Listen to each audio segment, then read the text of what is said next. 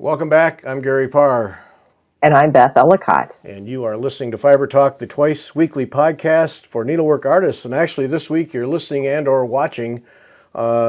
We have the ladies from Hampton Court Palace in the UK, from the Royal School of Needlework. On your left is Gemma Murray, and in the center, Ann Butcher, and on the right, the good Dr. Susan K. Williams.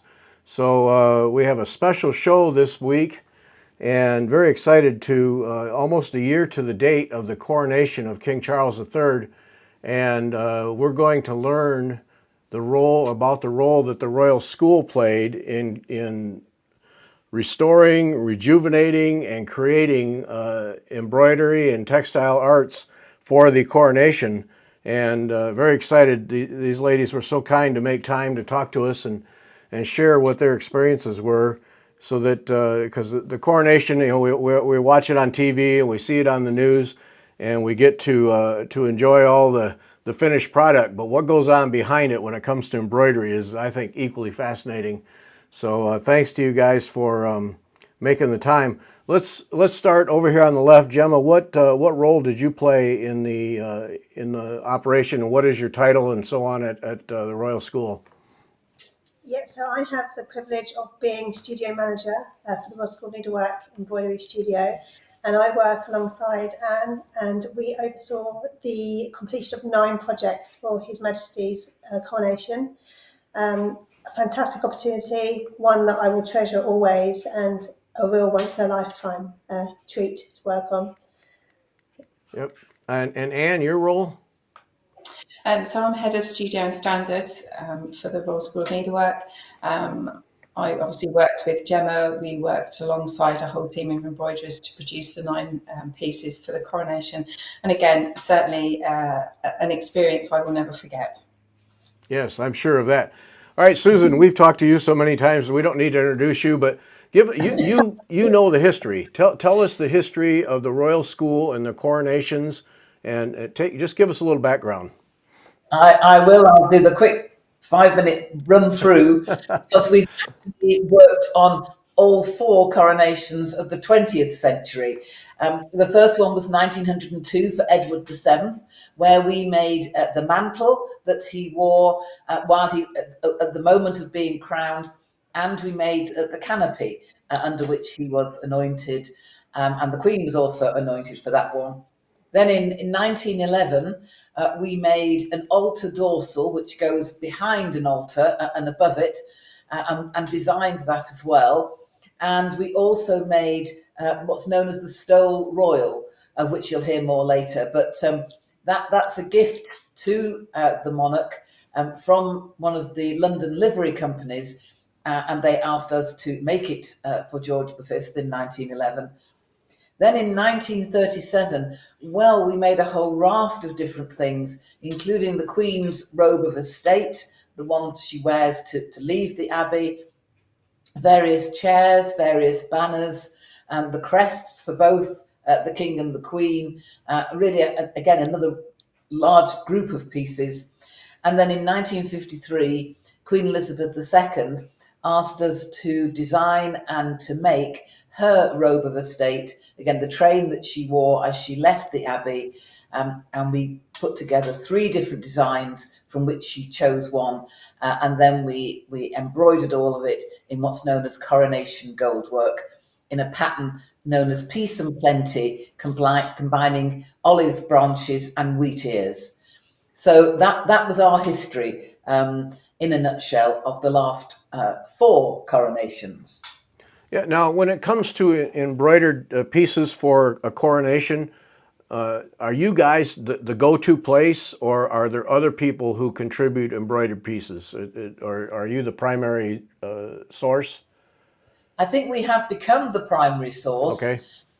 For 2 of our hallmarks, really, that we can do things to a timetable, no matter how tight that timetable is. And also we can have a team of people working collectively, and yet it will look like the work of one person. And that's not something that many other organisations can achieve. So, yes, I think we are the go-to people. Yeah. Well, I mean, that's a tremendous strength that you have. Yes.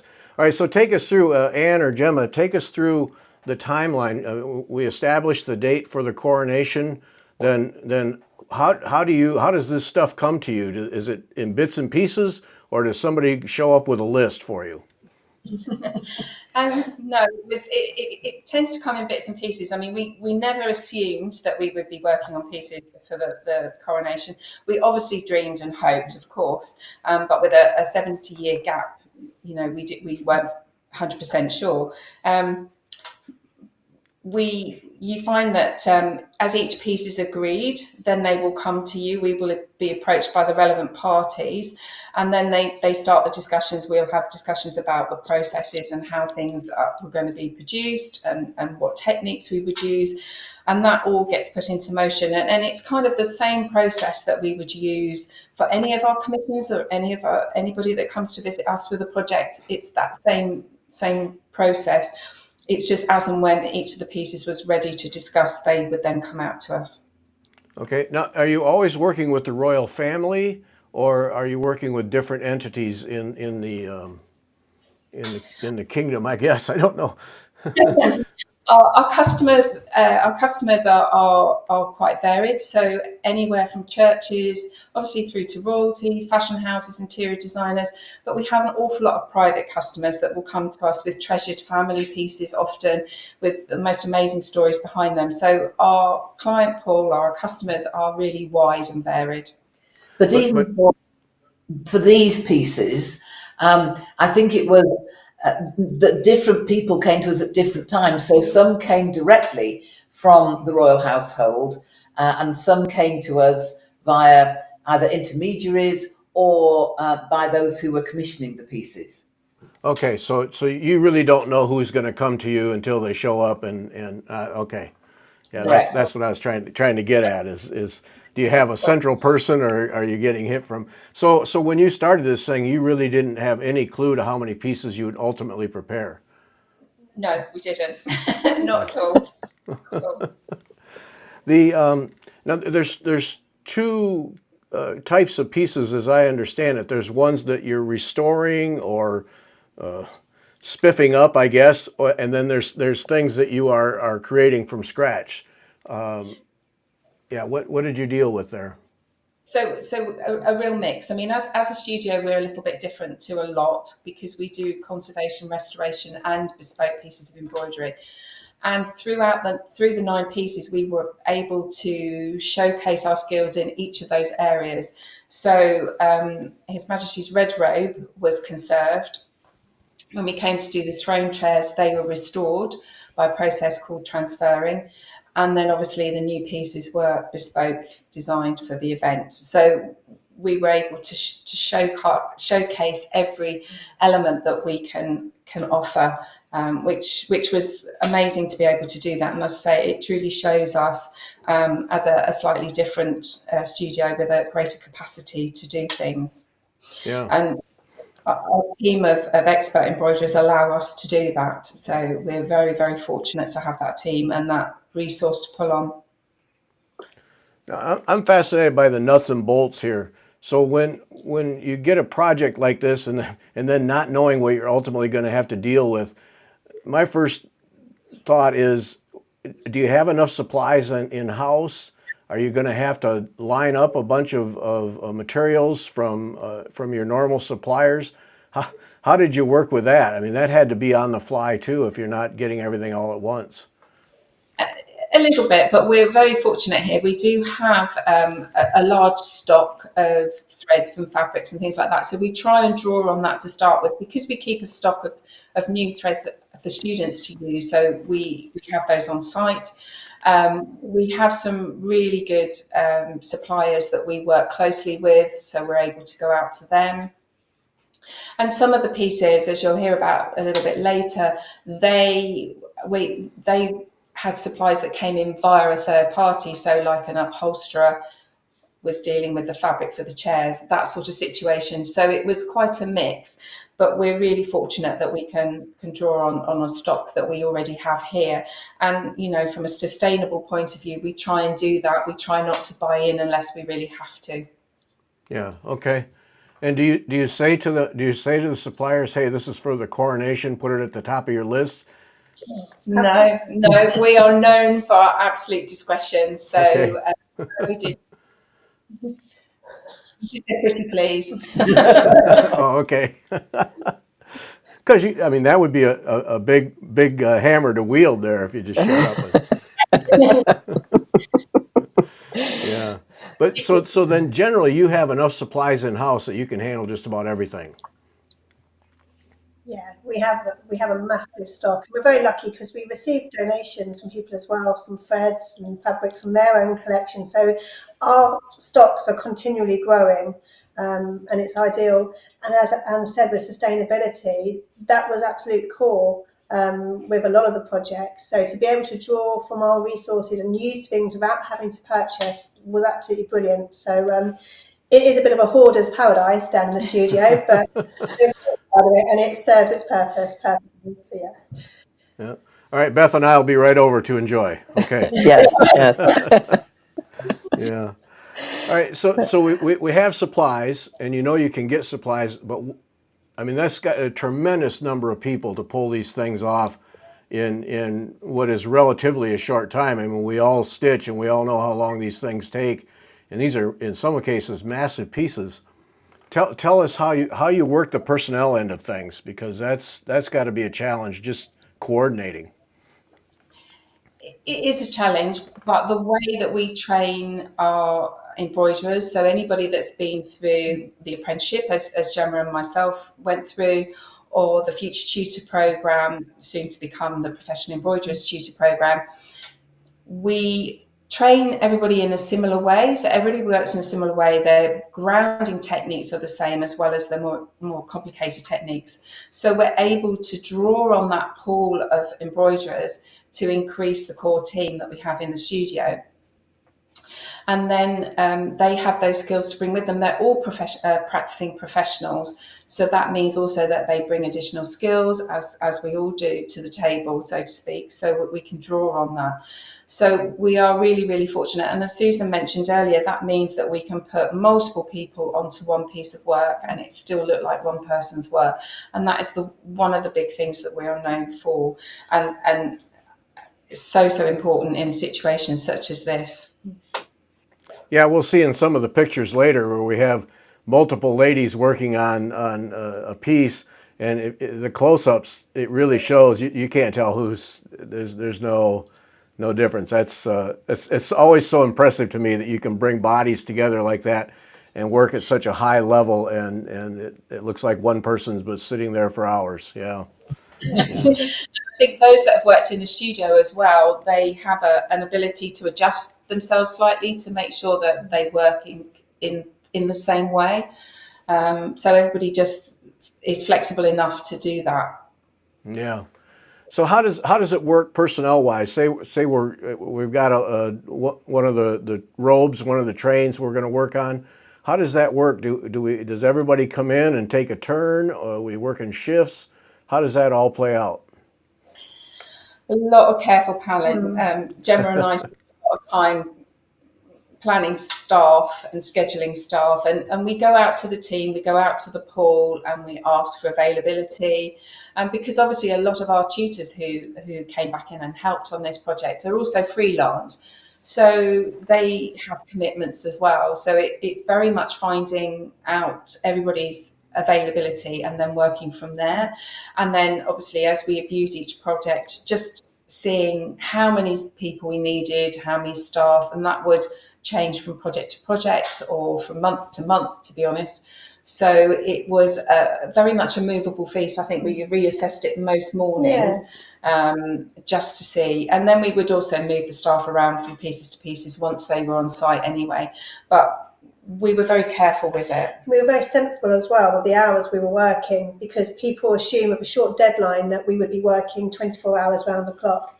And we weren't. We were normal 9 to 5 hours. There was weekend working, but we're mindful that the team of our embroiderers, they do teach, they have their own lives as well. And to get the best out of everybody, it has to be really sensible working hours. And the techniques that we're using as well, gold work, can be quite hard on the eyes. So we were lucky with the multiple projects, we could rotate people around, and trusting the standard of work would still look like one. So we had lots of calendars and schedules on the go. It was a bit like Sudoku, working out who could go where. But it was fun. We loved it. And the staff are always really good, because they come in from one day to the next, and they don't always know which piece they'll be on that day, so they could be moved around. They may not actually see the finish of one section because they needed somewhere else. So, but everybody is very, very flexible, and that works so brilliantly well that we can't ask for any more. It was quite fun though. Some days they'd go home and there'd be 6 projects on the go, and the next day there might be 8 projects on the go. So they didn't know what they were going into. So it was. Well, and we've talked to several of your graduates, and they all have their own lives and their own businesses, but I got to believe for something like this, it's an absolute honor for them to even be asked, and they drop things and come running quickly. Yes, we had quite a few who managed to reorganise things so that they could come in and work on this. Now, is it a phone tree? Do we use a phone tree, or no phone tree? Okay, Yeah. no phone tree. So how do you rotate the people through? So it take a typical day. We have, it's got to be a lot of meetings just to plan how many bodies you need, how many chairs. Take us through how that works, because that's got to be a challenge. We obviously assess, as I say, we checked every morning who was in. We would check at the end of the day, so we knew who was coming in the next day. We'd have in our own minds who we were assigning to which project the next morning. And so we therefore knew where we were placing people. We have a huge selection of equipment, so catering for different people, the way different people want to sit. We have a range of chairs, we have a range of lights, all of that. The lighting in the studio is brilliant anyway, but we do have the additional lights if anybody needs it. And we know our people really well, so we know often how they like, we know how they like to work, how they like to sit, whether there's any issues. So we were able to cater for all of that, but it was very much planning sort of either end of the day, and then just Gemma and I in between other things, catching up in the middle of the day to see if there was any changes or any adjustment. And maybe if we thought of anything through the evening, there may be the odd WhatsApp going to and fro, but it's very much a case of planning carefully. But we as I say, the studio is quite an adaptable space as well. It needs to be for different size projects coming through, regardless of Coronation ones. So we're used to having that flexibility there. And when it comes to the space and security, also fascinate me. So you have enough space there that you could cordon off all of this activity from your normal everyday activities? We may have spread into the odd office or two. Okay. We have our classrooms, so occasionally if there was a classroom free, then we may utilise that space for smaller pieces. Some pieces we couldn't move and they had to stay where they were. So it very much depended on the piece. And with regards to security, we're very fortunate here. We obviously come under the security of Hampton Court Palace, so that wasn't an issue. Oh, that's good, because I would think in a normal situation that would be a real concern with some of the pieces you have, because they're valuable and old. Yes. So yes, go ahead, Susan. Yes. I was just, we're used to looking after those pieces, and we even managed through the process to still have the pre-booked tours that people had booked months and months ago before we knew we were doing any coronation pieces. So we managed to move things around so that nobody would see what we were doing, and so to them it was just an ordinary piece of work we were working on. Yeah. And that's what I was wondering, because it wasn't just security, because I've been to Hampton Court, and I know you have to be walked in to get into the Royal School, but I was worried about people seeing what you're doing, because it was kind of hush hush, people that you didn't want people to see it. So that's interesting that you're able to manage the tours and hide everything from them. And we have curtains up at the windows as well, which is not unusual because we have them up most of the year anyway. So in the instances, people wouldn't suddenly rumble, oh, yeah, they've got barricades up. So yeah, we were very clever in how we hid what we were doing. Yeah, that's interesting too, because then that tells us that no matter what piece is in house, that you guys are absolutely used to just keeping it private, so that Yeah. We are So- definitely at our discretion. yeah, so normal thing. The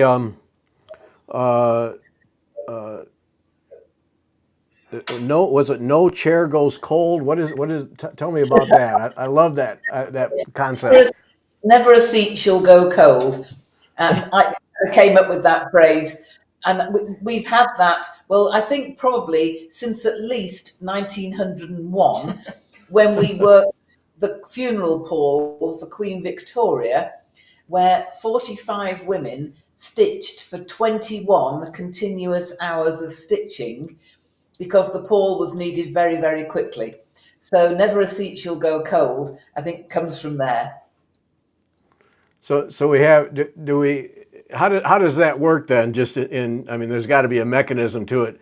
Somebody says, I need a break, and then there's always somebody waiting to step in. Possibly. I mean, they may not be waiting, but it could be that one piece is wanted before another one.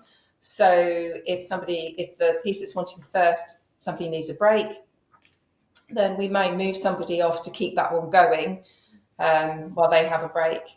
And then when that person comes back, they go back to where they were, or they take a break. So, we try and split the break times as well, because the studio has a no food and drink policy, obviously. So any breaks, the embroiderers come away from what they're doing. So that gives them time to just stretch and rest their eyes and just take a bit of a breather before they then go back. And they have regular breaks like that. And that's an everyday thing. That's not just for the coronation. It's just we move people around, obviously, when there's deadlines. Yeah. Now, Ann and Gemma, throughout this process, you guys are responsible for the overall end product. Are you there all the time, or do you just need to check in from time to time on each of the projects? Oh, no, we were here most of the time, I think. So we're not like We're slowly morphing into each other. No, we tried to split the weekends between us, but one or other of us was here every day. Okay. But to maintain continuity and standards, it's really, really important. And also for scheduling, we had to know those projects inside out. So we were here a lot.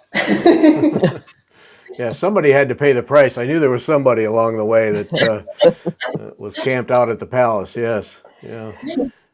Now, is that when you're doing that? Is it a lot of course correction as the stitching goes on, or are the people? I mean, I know the people are good. There's no doubt about that. But is it just here and there where something needs to be reworked or adjusted? Occasionally it happens. I mean, you go a certain route and it doesn't work, so therefore you have to redo. So yes, from time to time it does happen.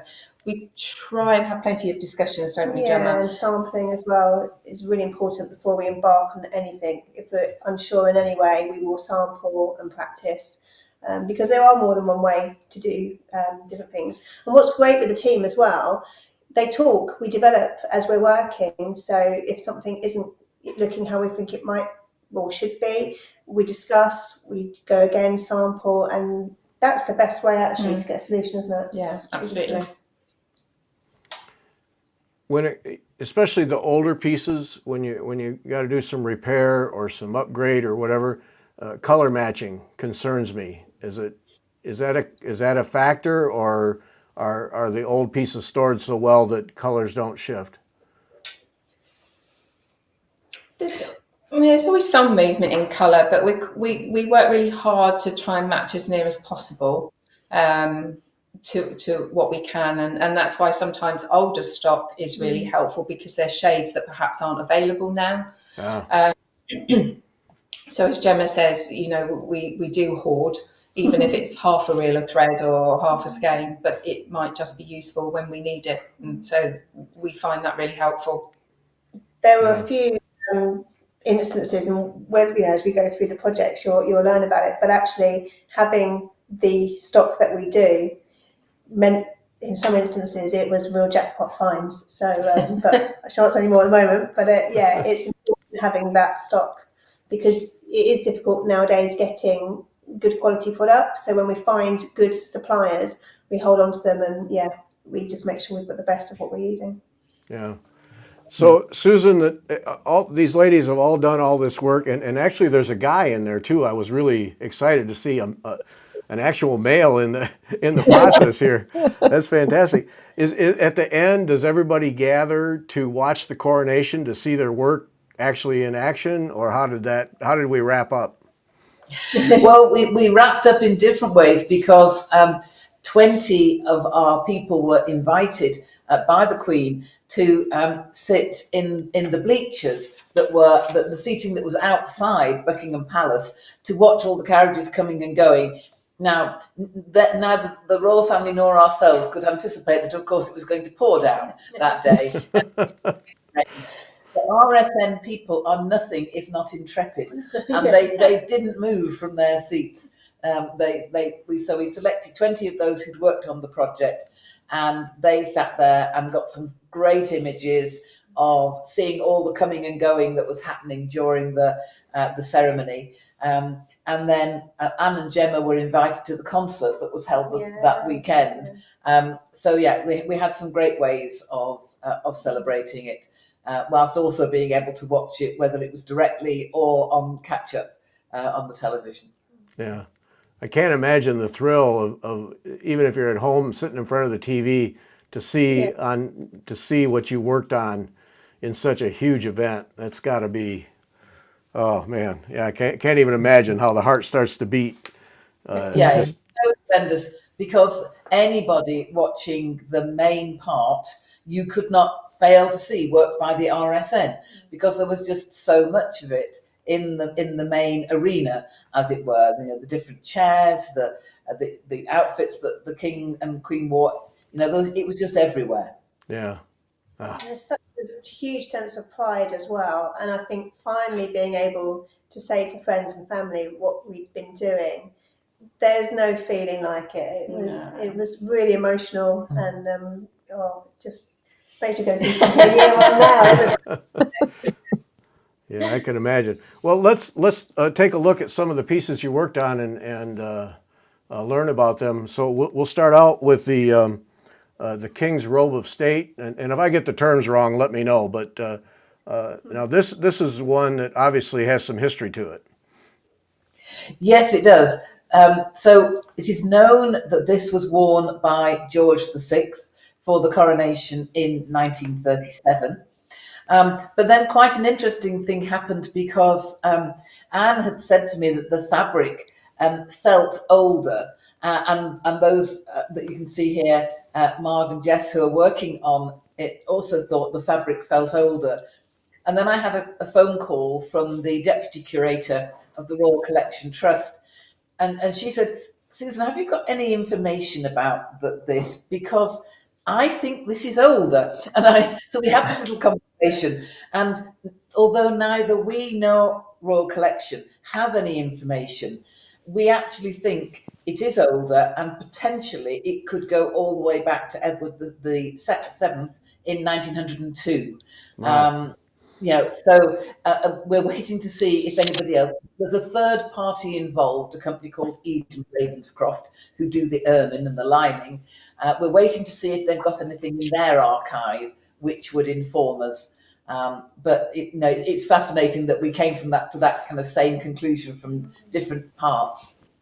So with a piece like this and a coronation, then it sounds like this is an excellent opportunity to put heads together and build on the history of the piece, and document. Yes, you would hope that there would be documents around But as I say, if it does go that far back, it's perhaps not surprising that there are no documents. That's the nature of the thing. I mean, even for later, in terms of 1937, we have literally one piece of paper which tells us all that we did for the coronation in 1937, and that only came into us in about 2013. So record keeping as we know it today is a bit different from how it used to be. Yeah, wow. So what are the ladies doing here? What kind of work did you have to do on this piece? So in this image here, you can see Marg and Jess. So they are conserving the robe. So the piece, the actual section they're working on at the moment is a metallic braid. It was actually called a lace border, but they are securing it and stabilising it. Obviously, the robe is worn by His Majesty as he's in the carriage. So given its age, we had to make sure it was really strong, that it could withstand being moved and handled. There were pages carrying it. So securing those edges was really important. So they did that together, and we surface cleaned the robe, gently lifting any dust or anything that may be within the fibres, and just making it look its best, because it is that wow moment. As the king stepped out of the carriage and arrived at the Abbey, all eyes were on him and on our work. So this is what they did here. So a real thorough inspection, front and back, and making sure everything was as secure and as strong as it could be. And this obviously we've just talked about how old this is. I assume that when it is in storage, that it's the utmost of protection, that it comes out of storage in excellent shape. Yes, it's kept by the Royal Collection Trust. And I should say that this is actually worn for more than just a coronation. Yeah. So for things like the state opening of Parliament as well, it would have been worn on a number of other occasions. But yes, it is kept and looked after by the Royal Collection Trust. But you guys don't have to do work on it every time it's used. We don't know yet. Oh, okay. Okay. And then just a quick question: what are you working on there? Is it a big trestle, or is it a table to hold it out? Yeah, so because the train is so long, and all the lining had been removed, so we could get to the edging there. So it is on tables, but sometimes we would work those kind of repairs on trestles as well. So it's just adjusting the process, but those are tables it's resting on. Wow. All right, let's move on to the next one here. These just blow my mind. These are we're called the ciphers. Help me understand when we say kings and queens ciphers. Yes, so the kings and the queen's ciphers are their initials with a crown, and the crown is interesting because Queen Elizabeth II used the Edward crown, which has a sort of flatter top to it.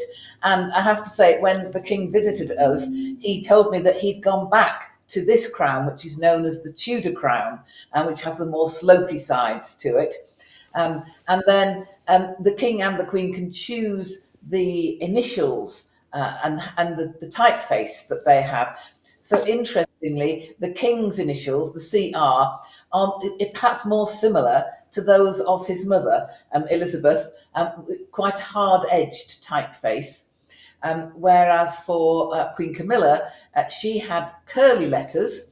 There we are. And that's perhaps more reminiscent of Queen Elizabeth, better known to us as the Queen Mother, who was, of course, was the wife of George VI.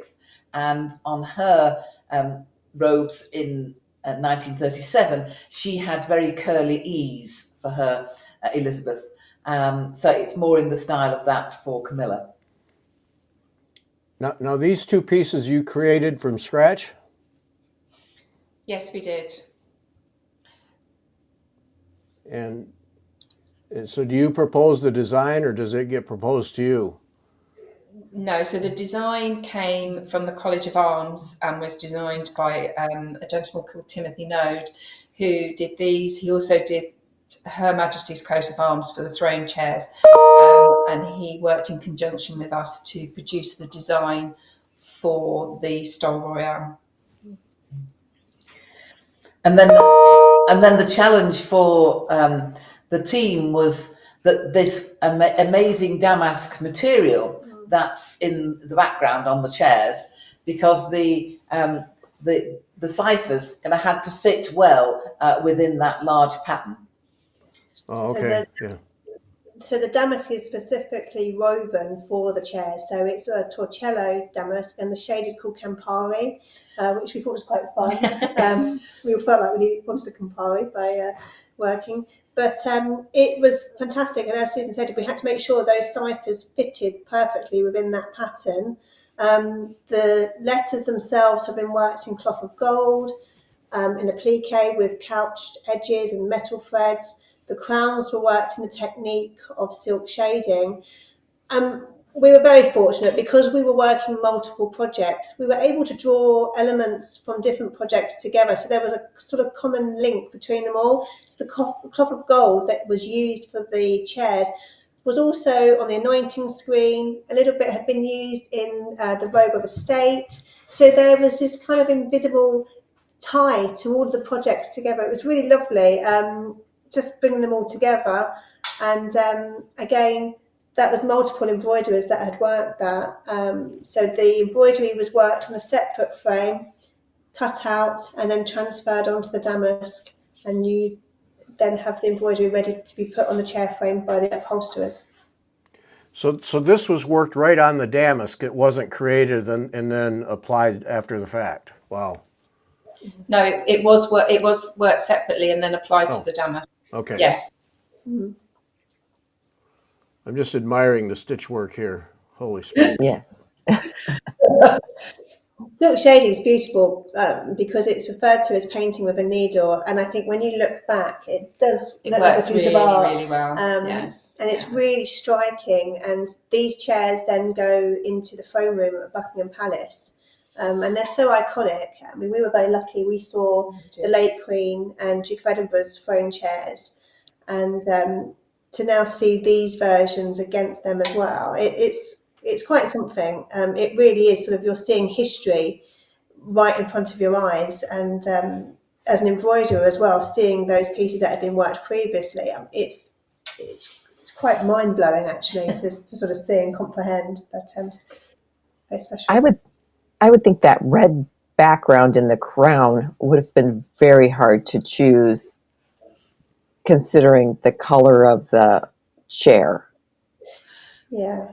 Yeah, we were able to work. We had colour samples for the fabric, so we were able to work with those in order to get something that worked closely with the damask. But it is quite tricky when you've got red on red. Yeah. Well, yes, and that's what I was looking at it. When you look at it close, you're like, wow. Because it looks, when you stand back, it almost blends in. It looks richer. You obviously have a richer color there, but when you get up close, I'm like, wow, how did they do that? How did they pick that color? Anyway, but it's the highlights and the gems as well. I really love, because it creates a sort of three-dimensional effect, and then you kind of get the effect of the ermine fur as well on the crown, just with stitch. It's amazing.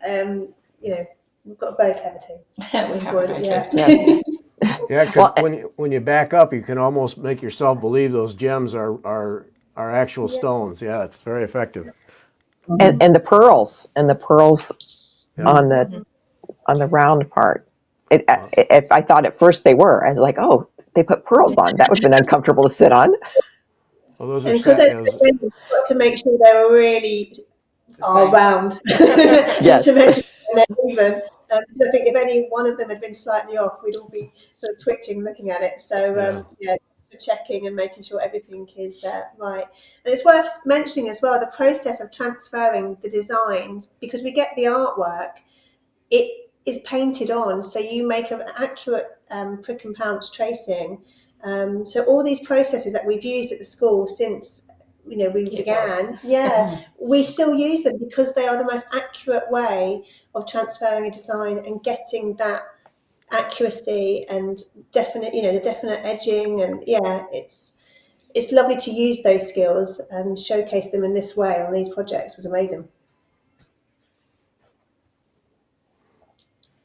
I'm just going to take a moment here and just enjoy the needlework. It's just so precise and so beautifully done, and over all these shapes, curves. It's just so consistent too. It's just beautiful. I mean, we expect that, but still, it's just impressive.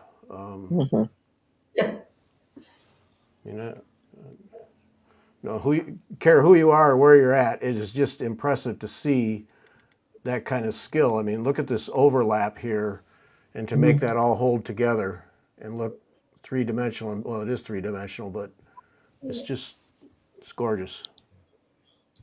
Yeah, that braid that you used around there is beautiful. That very thick twist. Yeah, it's known as a Grecian. Mm. Wow. Okay, got to move on. Okay. Stop drilling. All right. This is the anointing screen. I mean, this is a showpiece and a half. Tell about what this is, how it works, and this you also did from scratch. I mean, this is from a design that was given to you or that you created. No, it was very much a collaboration. It was very much because the RSN had previously worked and produced canopies for the Coronation. We didn't foresee anything quite like this at all. This really was Despite out of the blue. Yes, absolutely. So it was a gift from the City of London and the City Livery Companies, and we have a lovely connection with a lot of the livery companies. They're very supportive of our students and of the school in general. So it was lovely to be able to work with them. The design was by an iconographer known as called Aidan Hart, and he had already done some pieces for His Majesty, so he was very much His Majesty's choice as the designer. And it was based on the celebratory window at the Chapel Royal at St James's Palace, which was originally made to commemorate the late Queen's 60th anniversary. And it was all about the Commonwealth, very much about the Commonwealth. So the central panel, as you can see in the image here, has got the based almost on a tree of life. The leaves are showing the Commonwealth countries, and we've then got the birds, and we've also got roses, and the cipher at the bottom. It's His Majesty's cipher, and it's him giving back to the Commonwealth, and then there's a lovely motto at the bottom. Now you can see that we've got this panel with the tree. We've also got two side panels which both have crosses, and then what people hadn't maybe taken on board is inside there's another 3 panels with crosses on. So there was 5 panels of large crosses, and this one. But it was a collaborative project all the way through. So the leaves with the Commonwealth countries were worked by our community of students and staff. So we were able to get lots of people involved. So they were all sent out. A couple of the leaves went over to students that we have in Australia. And then they came back in my hand luggage. I didn't collect them, but I was out there anyway. Very elite delivery service. But we also worked with the wooden frame, which the panels are all attached to, was produced by a fine furniture maker known as Nick Goodfreud, and he had produced them from oak that had been from a tree that had fallen down at Windsor. So that, again, sustainability. And the eagles were produced by a sculptor known as Tim Royal, and they were then gilded. So it was really lovely to work with all these parties, and the final person involved, who I must not forget, was Pete Tarrant, who did all the digital embroidery for the base of the tree. Because of the time factor, we had to think a little bit further than just hand embroidery. So the base of the tree, the trunk, the branches, and the outside leaves, and some of the internal leaves where they've got no countries on, were all produced via digital embroidery. And we've worked with Pete before, so it was lovely to be able to work on a bigger project with him, and embellish the machine embroidery with hand embroidery. So it was a really lovely combination. And we could work lots of the elements, so the leaves, the birds, the angels at the top, the dove, the star, all of that could be worked while we were waiting for other things to be done, and then it sort of all amalgamated together like a big jigsaw puzzle. And Susan, it must have been a previous conversation you were talking about, you had to also do a mock-up for rehearsals, so it had to... We didn't do the mock-up, but a mock-up was made for the guardsmen who were going to be carrying this into Westminster Abbey. So just to make it a little bit harder for them, the mock-up was slightly harder to carry and slightly heavier, so that when the guardsmen actually got to the final thing, it was going to be slightly easier, because it was easier to hold and didn't weigh quite so much. But they had extensive practices. And I think the other thing is, when the screen was here, it looked enormous at the RSN in our spaces. I was really quite surprised when people said that they had seen it on the Abbey, in the Coronation, and they didn't realise how big it was when they finally saw it at Buckingham Palace. And I did realise how big it was, and I knew immediately that looking at these guardsmen, I could tell that they would at least be over 6 foot. And the Sergeant Major, who is in the left with his back to us, he's very tall indeed. I've met him, and I said to him, I think you had quite tall people carrying the screen in. And he said, absolutely. Average height was 6'4". So that will give you a clue that this is over 7 feet high. It's not a small piece at all. No.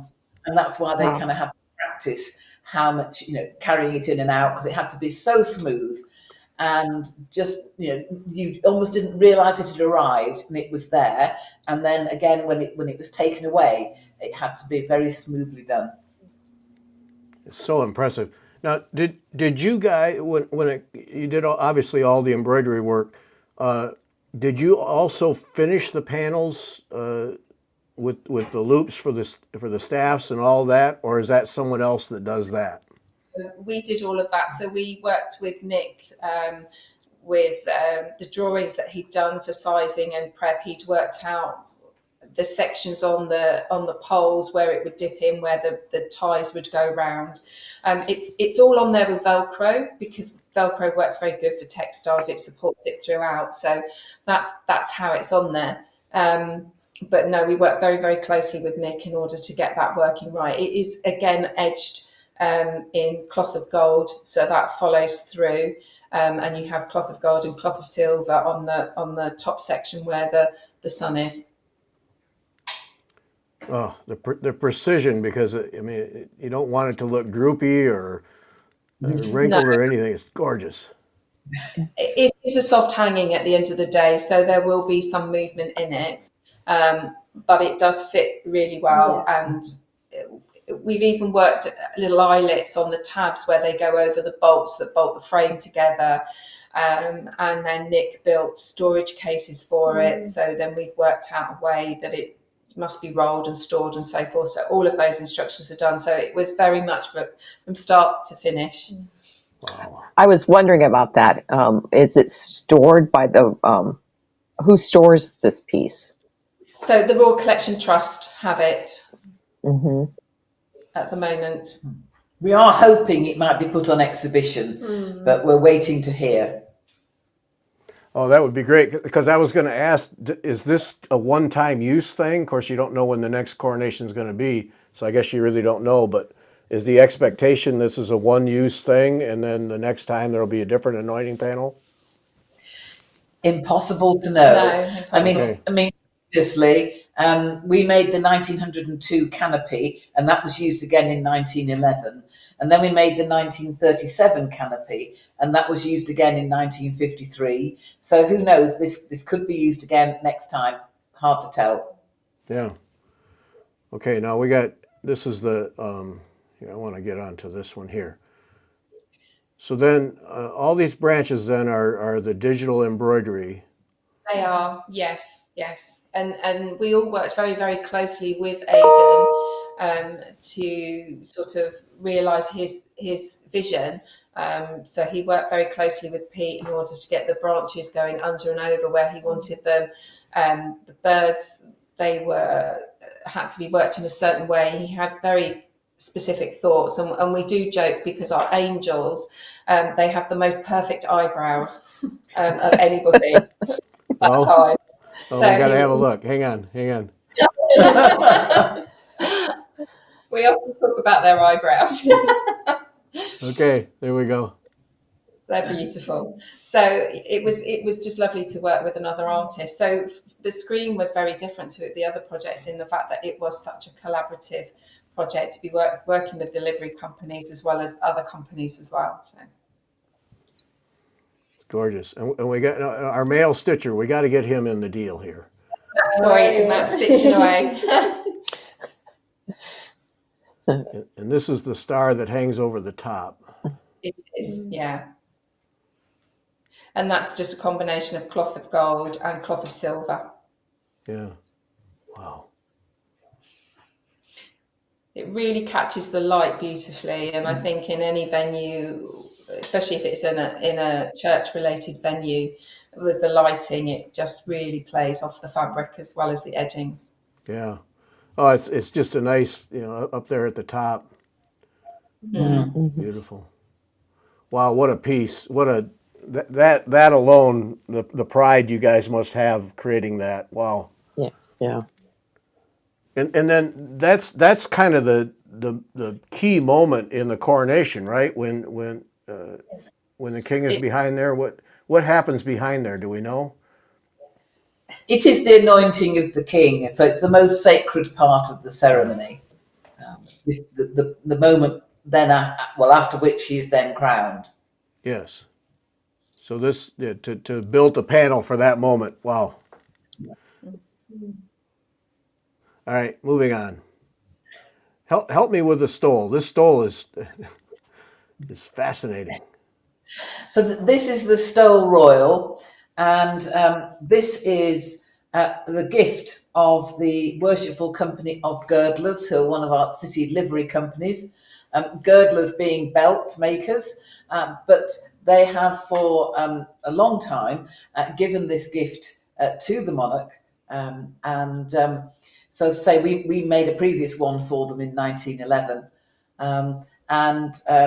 so they offered this gift to the king, and he then had to say yes or no, and then it had to be designed. So the design again was by Timothy Node, and we worked very closely with him and the girdlers to make sure that all the iconography on there was correct. There were different options, different colourways. What's really lovely is on the nape of the stole is a gridiron, which is the symbol for St. Lawrence, who is the patron saint of the girdlers. So it was lovely to have that nod. There's a very special, as you go higher up towards the shoulders at the neck, there are two roundels which are a pattern taken from the Cosmati paving in the Abbey. So it has that tie into that. You've got the four evangelists there, so Matthew, Mark, Luke and John, the dove for the Holy Spirit, cross keys of St. Peter, and then the national emblem, so England, Ireland, Scotland, Wales. And they're really lovely because they were sort of like miniature pieces of artwork. They were so tiny, but the detail within them. So you've got there the rose for England. They were worked in silk floss, so from our stock of materials. So we were able to use those. And what's lovely, the edging, the raised Grecian and gimp thread there that was used, they form a chain. which is like a belt. So it's linking back to the girdlers. So there were all these sort of discrete symbolism caught within. But it was very important that the king, had his input, so he was able to choose the colourways and the positioning of the roundels that he liked. So there was mock-ups of colourways and things, and we sort of corresponded with the palace. And then we were able to produce. This is one of my favourite pieces because I think the detail within those emblems is just incredible. And you've got some of the freshwater pearls that were used on the anointing screen and on Her Majesty's robe of estate. So again, you're just tying all these pieces together in subtle ways. So did you stitch the pieces on to the girder, or was it appliqued on the little rondelles? So the roundels were worked individually on separate frames, but some of the elements, so the national emblems, the metal chainwork, were worked directly onto the cloth of gold base fabric. We had to make sure that it was, the positioning of those was symmetrical, that it was all lined up, so that when it was worn, that they were in a really good position. What's lovely as well is all the figures and the eagles face in towards the king's heart. So we had to make sure when we were mirroring and transferring the design on that everything was correct and was mirrored. So there was a lot of proof checking of that. Double checking. Waking up in the middle of the night going, I'll just have one more look just in case. I can imagine. Perfect, because it's such a spectacular piece. And what's lovely, this can be used again. It's very special. Oh, yeah, that fear that the day of you miss something. Oh,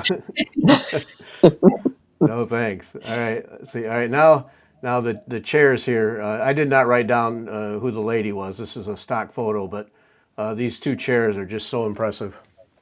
So these are the chairs with the crests. And the interesting thing here is that the king's crest was originally worked by us in 1937. And in order to have two chairs that now matched, it had to be cut out from the original backing fabric. But I shouldn't say it, I should say they, because there is one on the front and one on the back. Oh, So we cut them out completely, very neatly, and then reapply them onto the new fabric, because the queen, the consort, always has a different crest because different lineage. And so Queen's crest was designed by the Royal College of Arms. And then again, we had to work two of those side by side. okay, Susan, I'm going to display my absolute ignorance here. Which one is the king? The king is on the left. On the left, okay. Yes. Sorry, I just, I don't know. Okay. And it just shows we take that for granted. So there's the kings, and with the lion and the unicorn, and the crest in the centre with the more lions representing the coat of arms of Britain. And so yes, that's for the king, and then so the queen's is the new one because each queen, in the same way that Elizabeth in 1937, she had her own crest as well. So a new one is done for the queen, but as I say, two copies had to be made. So the challenge of that was. So we were able to work them. They were worked separately, so they weren't worked straight onto the velvet. It had quite a deep pile. So they were worked separately, but we had them next to each other. So whoever was working on them, so we would have two at a time on the new coats of arms, and they would be working, as you can see, side by side there. And wherever possible, perhaps whoever worked the head of the ball would then work the head of the ball on the other one, or the claws, or if we could tie it up, but that didn't always happen. So there was lots of details and notes left, messages for whoever was coming on next. So if somebody had been on it for the day, knew they weren't in the next day, they'd leave a whole string of messages and anything they felt relevant to pass on. So lots of post-it notes, lots of notes left each other just to pass on the information, and we obviously would catch up with each of the projects at various points through the day so that we could then pass that information across. So it's a combination of it's basically long and short with some satin stitch in there. Some of the linings are absolutely tiny, and again, they, as Gemma explained earlier on, the designs were painted on. So the team member that painted on the lines, I think it was something like 80 something claws she painted across the whole of one of the coats of arms, and then had to do it again, which she painted second. I think she held her breath the whole time she was painting on, didn't she? She did. So it is quite difficult to do a repeat, because obviously, things change slightly. But we did what we could to mitigate any huge contrasts, and I don't think you can spot them if there are any. So do you all keep the notes that the students made as they went along for your archive, for your personal archive? We have an inordinate amount of notes, and Gemma kept a diary, which is fabulous. So we have got that, but I think some of it we haven't even got, even to this day, written up yet for the archive. But we will put a box together eventually of everything, with as much information that we can put in there. Very much. I do just want to point out that these were worked by our professional embroiderers. They're not students. They've long graduated. So here we have 4 of our professional embroiderers working on this. Yeah, this is just so illustrative of the collaboration and the teamwork that goes into this work. It's absolutely. And there's all generations coming together, past apprentices and past future tutors as well, even within that picture. So that was great to be able to bring those generations back. So once they'd been worked on that base fabric, they then had to be cut out and applied to the velvet, and then edged. So it then looked like the monarch's coat of arms, which had been transferred onto the velvet. So they have that same look about them. They have the same couched edge, and they have the same height to them as well. So we paired them up that way. And then just to add to it, there was the 4 white roses front and back of the chairs, which had to be done as well. They were transferred onto new velvet and remade. Oh yeah, I was going to ask about that's these down here. Yeah, it is. Yeah. So those were again from the chairs in 1937, because prior to becoming George VI, Bertie had been the Duke of York. So the insignia of the Duke of York is the white rose. So that's why they had white roses there rather than the Tudor rose. But appropriate for the people then. But as they were still in really good condition, it was agreed that they'd be reused again. It's interesting to me because I start looking around the edges. I mean, it always padding and cloth here to rest your arms on. And is that DMC? It may well be a mixed. If we wanted to run through a colour range, then we will go between DMC and Anchor. Certainly for the arms. For the stole, we used silk instead. So we used a mix because it was that little bit finer to do those tiny little round doors. But we always dress slate frames with acid-free tissue and tie-back because it protects the piece. You'll see when we work larger projects, sometimes we rest our arms on wooden slats. So we're not leaning into the work. We don't have any sort of sharp tools on the embroidery. It's just making sure it's looked after the best it can be. I love that. I just love this shot because it just shows everything. Mm-hmm. The tools, the technique, mm-hmm. the way the ground cloth's prepared. 2 people working on the same thing, and you won't be able to tell the difference. Right, and in the middle, and in the middle of something on the front of the screen, the lettering is obviously someone stopped there and working Yeah. on that's just fascinating me too. Pin stitches. Mm-hmm. Yep. Mm-hmm. It could be for a number of reasons. It could be that we were just testing that gold in and amongst the blue, or it could be that the person working that was going to then come back to it when they were next on it the next day. So there might be a various reasons why the others aren't continuing with that. Fascinating. All right, now this one. Wow. Wow. The Queen's robes. This is the one where we were asked to come up with the design as well as stitching it. So I got the first call about this back in about end of October, and I contacted Anne immediately and said, you have a meeting tomorrow. And Anne and Gemma headed off. So we had that initial meeting, and there were some discussions about possible design ideas. We're fortunate that Her Majesty has been our patron since 2017, so we have had some.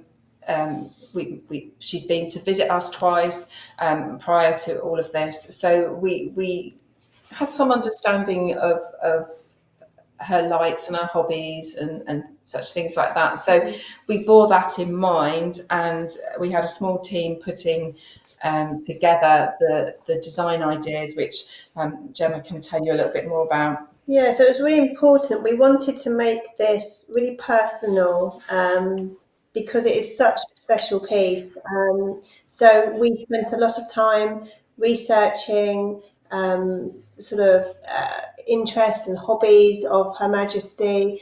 Gardening was an obvious choice, and it lent us such scope for being able to create something one-off, bespoke, special for her, but also showcase the best of our skills and our abilities. And gold work is so exciting. I mean, it is. I remember training as an apprentice. It's what you were desperate to try because it seemed sort of really magical. And how did the threads work? How did you get to create these special effects? But what we did was we created something very personal, very modern, very fresh. Still traditional in the techniques, but we had a play around. There's insects in there, there's colour, but we pulled on, we have some expert gardeners in the studio, so we pulled on their knowledge of flowers. We had to make sure that everything had a meaning, had a purpose. It wasn't just there as a filler. It resonated with Her Majesty and the King. So you'll see Delphinium is the birth flower of July, which is when the Queen has her birthday, but it's also one of the King's favourite flowers. You've got Lily of the Valley, which were from the late Queen's wedding bouquet. Oak leaves, symbolising strength, endurance. The national flowers. So at the top of the robe, you've got the shamrock, the daffodil, the rose and the thistle, myrtle, which is symbolic of the month of May. So when the coronation took place, one of our favourite flowers though has to be the pincushion flower. It's a very gentle nod to the Queen being our patron, and I think quite a touching sentiment actually, because she is a fantastic patron for the school. You know, she's been to see us, she's so engaged with everybody when she comes. So to create this for her was such a privilege, and we just really wanted to make something a showstopper, and I think we did. I think we have, and I think because we have all our brilliant expert embroiderers, and as I said earlier, they are practicing professionals. So you know, this is 70 years on from the last robe, so we wanted to show that gold work has moved on. Gold work has become a little bit more contemporary, a little bit softer, a little bit freer, not so solid.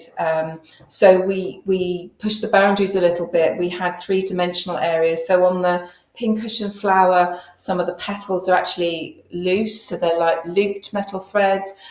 all the insect wings are loose. They're not fully stitched down, so they're three-dimensional. You've got three-dimensional centres in some of the flowers. We've used fabrics. We've applied fabrics like cloth of gold, metallic tissues. We've used some gold kid as well.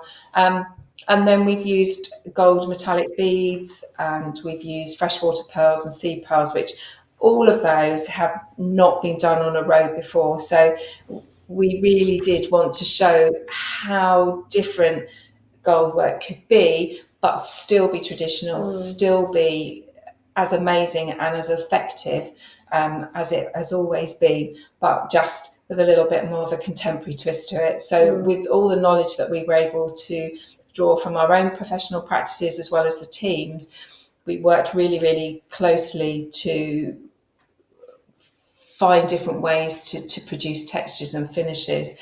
And there was a lot of sampling for this, all of which will go into the archive for the future. Some of the sampling worked, some of it didn't.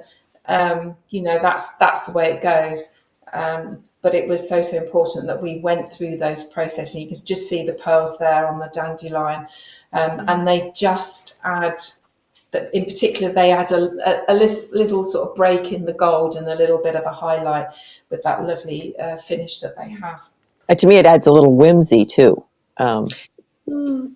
Yes, yeah. But it was very much a lighter weight, freer feel to it. A little bit, very much more of today rather than the more regimental the form of the previous robe. Just cruising around this thing, you guys didn't miss a trick. I love the little snail down there. You found the ladybird yet? Yep. We've got ladybirds, we've got butterflies, beetles, Everything, yeah. What fun. The insects are a nod back to their interest in sustainability and the ecosystem as well. So.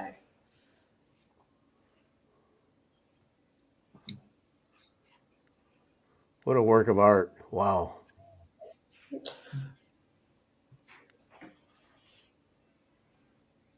Just amazing. Look at the little guy right there. Here's working on the cipher, which was worked separately and applied to the robe. But here we get to see a little of the padding here. Okay. Yeah. What's really special about the cipher is when you work any project, you work from the centre out, and you roll out the frame as you go. Obviously, we had to keep progressing the outer border. So when it came to applying the cipher, it was quite fun actually, wasn't it? We had to cut out once the embroidery had been completed on this frame, we had to cut it out and transfer it into the centre bottom there. So what you had was, because the frame had been rolled out by this point, you had somebody on the top of the frame, a taller member of staff, shall we say, and then the smaller members of the team underneath the frame, and the needle was passed from the top to the under the side. So we've got some really lovely memories and images of that for ourselves, just to sort of think about. But it's adaptable. So yeah, it's interesting to find where you are on the height chart of the RSN, just if you're at the top of the frame or underneath.